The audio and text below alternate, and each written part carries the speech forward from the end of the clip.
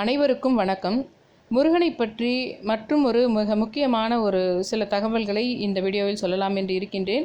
வீடியோவின் கடைசி வரை பார்த்தால் உங்களுக்கு முக்கியமான ஒரு ஸ்லோகமும் அந்த ஸ்லோகத்தினுடைய மிக சக்தி வாய்ந்த காரணம் என்ன, அதை சொன்னால் என்ன ஒரு மிக முக்கியமான விஷயங்கள் நடக்கின்றன என்பதை பற்றி நான் வீடியோவின் கடைசியில் சொல்கிறேன். என் வியூவர்ஸ் எல்லாருக்குமே நான் சொல்கிறது என்னென்னா, நான் உங்களுக்கு இந்த தகவல்களை சொல்லுகின்ற என்னுடைய தகவல்கள் உங்களுக்கு பிடித்திருந்தால் அதற்கு உங்களுக்கு நன்றி சொல்வதாக இருந்தாலும் சரி, அல்லது உங்களுக்கு அவற்றில் விருப்பம் இருந்தாலும் சரி, அவற்றை எந்த வகையில் நான் உங்களிடம் திரும்ப எதிர்பார்க்கிறேன் என்றால், இந்த வீடியோவை நான் சொல்லும் இந்த வீடியோக்களை முடிந்தவரை நான் வீடியோக்களினுடைய நீளத்தை குறைத்துக் கொள்கிறேன். கடைசி வரை நீங்கள் பார்ப்பது தான் எனக்கு நீங்கள் சொல்லும் தேங்க்ஸ் ஆகும் என்று நான் சொன்னால், நான் வீடியோவினுடைய நீளத்தையும் குறைக்க வேண்டும். நீளத்தை அதிகமாக வைத்துவிட்டு நீங்கள் கடைசி வரை பாருங்கள் என்று கேட்பது நல்லதல்ல. நான் கொஞ்சம் கொஞ்சமாக என்னுடைய வீடியோவினுடைய நீளத்தை குறைத்துக் கொள்கிறேன். அதாவது 4 நாளைக்கு ஒரு முறை போடுகின்ற ஒரு வீடியோவும் விஷயங்களையும் நான் தினமுமே போட்டு மிக சிறியதாக அதை சொல்லிவிடலாம் என்று இருக்கின்றேன். ஆனால் நான் உங்களிடம் கேட்பதெல்லாம் கடைசி வரை பார்ப்பதால் மட்டும்தான் அது எனக்கும் நல்லது, உங்களுக்கும் நல்லது என்று நான் தெரிவித்துக் கொள்கிறேன்.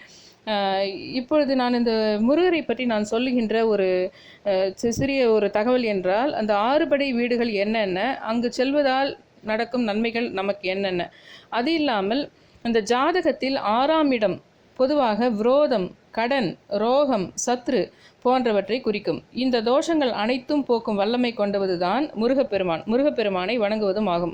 அதோடு ஒருவர் சஷ்டி கவசத்தை நாள்தோறும் தினமும் பாராயணம் செய்து வந்தாலோ, அல்லது சஷ்டி போன்ற நாட்களில் கிருத்திகை, சஷ்டி, செவ்வாய்க்கிழமை அந்த மாதிரி நாட்களில் மட்டும் சொன்னாலும் பரவாயில்லை. அதோடு இல்லாமல் என்னென்ன அறுபடை வீடுகள் என்றும் நாம் பார்க்கலாம். திருப்பரங்குன்றத்துக்கு நீங்கள் சென்றால் அங்கு உங்களுக்கு இந்த தாம்பத்தியத்தில் இருக்கின்ற பிரச்சனைகள் தீரும். அதோடு திருமணம் உங்களுக்கு ரொம்ப நாள் தள்ளி போகக்கூடியதாக இருந்தாலும் கைகூடும்.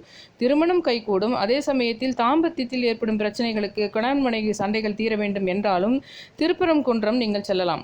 அதே போன்று திருச்செந்தூர் என்பது நீங்கள் சென்றால் அங்கு போனால் மட்டும் நீங்கள் அந்த கடலில் நீராடுவது நன்று, அல்லது அந்த தண்ணீரையாவது எடுத்து தலையில் தெளித்துக் கொள்வது நல்லது. வியாதி நீங்க வேண்டுமென்றால், நெடுநாள் வியாதி நீங்க வேண்டுமென்றால், உங்களுக்கு யாருடனாவது பகை இருந்தால் அவை நீங்கவும், அதே சமயத்தில் உங்கள் மனம் நிம்மதியாக ஒரு சந்தோஷத்தை, அதாவது பலரோடு உங்களுக்கு பகை இருக்கும், பல வலிகள் உங்கள் மனதுக்கு இருக்கும், அந்த மனம் ஒரு சந்தோஷத்தை அடையக்கூடியதாக, உங்கள் மனதுக்கு நிம்மதி வேண்டும், ஏதோ ஒரு கஷ்டம் ரொம்ப நாளாக இருப்பது தெளிவு பெற வேண்டும், அப்படி என்றாலும் கூட நீங்கள் திருச்செந்தூருக்கு போகலாம். அடுத்தது பழனிமலை என்பது ஒரு நிர்வாண நிலையை அடைந்த, ஒரு முக்தி அடைந்த, 72 வயதுக்கு மேற்பட்ட ஞானம் அடைகின்ற ஒரு ஞானம் வேண்டும் என்றால், உங்களுக்கு அந்த ஒரு கடைசி இன்னும் சொல்லப்போனால் ஒரு 60 வயதுக்கு மேற்பட்டவர்கள் ஒரு மன நிம்மதிக்காக பழனி கோயிலுக்கு செல்வது சிறப்பாக இருக்கும் என்று நான் கூறுகிறேன். சுவாமி மலைக்கு நீங்கள் சென்றால் அந்த ஒரு தந்தைக்கு உபதேசம் செய்த முருகப்பெருமானாகும் என்பதால் இங்கு வழிபட்டால் அதே ஞானம் கிடைக்கும், நல்ல ஒரு திருப்தியான ஒரு வாழ்வு கிடைக்கும், மகிழ்ச்சி, சந்தோஷம் என்பது ஒரு பொதுவான ஒரு எல்லா விதத்திலும் ஒரு நன்மை என்று சொல்லலாம் இந்த சுவாமி மலைக்கு. திருத்தணி என்பது அந்த சினத்தை செருக்கை அழித்த, செருக்கை தணிந்த என்பது மாறி பின்பு திருத்தணி என்று உருமாறியது. அந்த திருத்தணிக்கு சென்றால் முருகனை வழிபட்டால் மனதில் இருக்கிற ஒரு கோபம், உங்களுக்கு எப்போவுமே எந்த விஷயம் யார் இது பண்ணாலும் ரொம்ப கோபம் வருது, உங்களால் கண்ட்ரோலே பண்ண முடியல அப்படின்னாலோ, இல்லை நிறைய பேரோடு உங்களுக்கு பகைகள் இருந்தாலோ உங்களுடைய அந்த ஒரு கோபத்தை தணிக்கக்கூடியதாகவும் இருக்கின்றது. அதே சமயத்தில் உங்கள் மீது மற்றவர்கள் சினம் கொண்டு எப்பொழுதும் உங்கள் மீது போட்டியும் பொறாமையும் கோபமும் கொண்டிருக்கிறார்கள் என்றால் அவர்களை பற்றி கூட நீங்கள் அங்கு போய் முறையிடலாம். அவர்கள் எப்பொழுதும் எங்கள் மீது பகை கொண்டிருக்கிறார்கள், எப்பொழுதும் அவர்கள் தேவையில்லாமல் எங்களோட போட்டி போட்டு கொண்டிருக்கிறார்கள், அதனால் அவர்களுடைய கோபத்தை நீங்கள் தணியுங்கள் என்று கூட நீங்கள் திருத்தணிக்கு போய் வேண்டிக் கொள்ளலாம். பழமுதிர்ச்சோலைக்கு நீங்கள் போவதாக இருந்தால் நல்ல ஒரு செல்வ வளம், உங்களுக்கு பணம் வேண்டும், அல்லது கடன் தீர வேண்டும், அல்லது செல்வ வளம் பெருக வேண்டும், அல்லது பிஸ்னஸ் ஏதாவது நீங்கள் ஆரம்பிக்க வேண்டும், அப்படி என்று எதுவாக இருந்தாலும் அங்கு இருக்கின்ற அந்த அருவியில் நீராடி அங்கு பழமுதிர்ச்சோலை ஆண்டவரை, முருகரை நீங்கள் வணங்கிக் கொள்ளலாம் என்பதை, அறுபடை வீடுகளையும் அங்கு இருக்கின்ற விஷயங்களை பற்றி நான் கூறினேன். அதற்கு அடுத்ததாக இப்பொழுது ஒரு ஸ்லோகம் ஒன்று நான் ஒரு ஃபோட்டோவாகவும் உங்களுக்கு போடுகின்றேன். அதை நீங்கள் எப்பொழுதெல்லாம் பயன்படுத்தலாம் என்பதை பற்றி நான் கூறுகின்றேன். அதாவது ஜயானந்த பூமன் ஜயா பாரதாமன் ஜயா மோக கீர்த்தே ஜயா நந்த சிந்தோ ஜயா சேஷபந்தோ ஜெயத்வம் சதா முக்திதானே சீனோ அப்படின்றது. இந்த ஸ்லோகம் எதுக்குன்னா, வெற்றி நீங்கள் டெய்லியே வீட்டை விட்டு வெளியே போகும்போதும் சொல்லலாம்.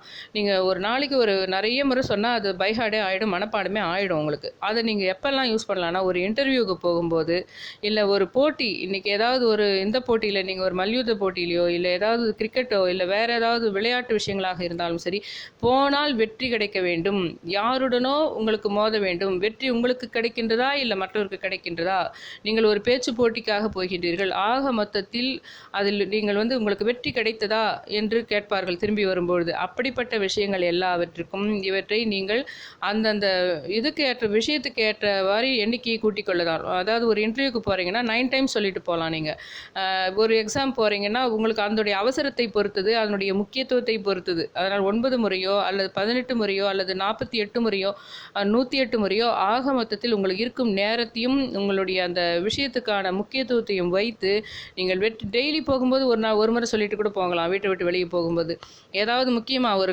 திருமணத்துக்கு பெண் பார்க்க போகிறீர்கள் அல்லது ஒரு கல்யாணம் நல்லபடி முடிய வேண்டும், இந்த விஷயத்தில் நாம் வெற்றி ஆக வேண்டும், இது நல்லபடியாக நடந்து முடிய வேண்டும், அவை நிம்மதியை மட்டுமே அவற்றால் கிடைக்க வேண்டும் என்ற விஷயங்கள் எதுவாக இருந்தாலும் இது முருகனுக்காக சொல்லப்படுகின்ற இந்த வெற்றிக்கான ஒரு மந்திரமாகும். இவற்றை நான் பின்னாடி ஃபோட்டோவில் போடுகின்றேன்.